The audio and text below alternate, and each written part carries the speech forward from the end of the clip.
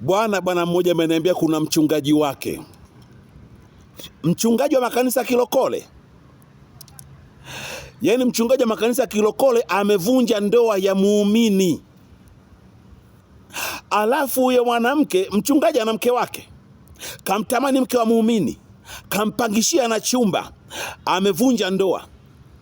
Asa fikiri huyo mwanamke anaenda kanisani, na huyo mwanamke anatembea na huyo mtu anayemwita mtumishi wa Mungu, na mtumishi wa Mungu anamlipia mke wa mtu kodi.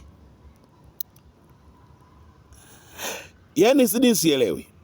Ina maana huyo mwanamke anaenda kanisani, anamsikiliza na huyo mchungaji kwamba huyu namsikiliza mtumishi wa Mungu, baadaye anakuja kunifanya na mimi nimeachana mume wangu kwa ajili ya mtumishi wa Mungu.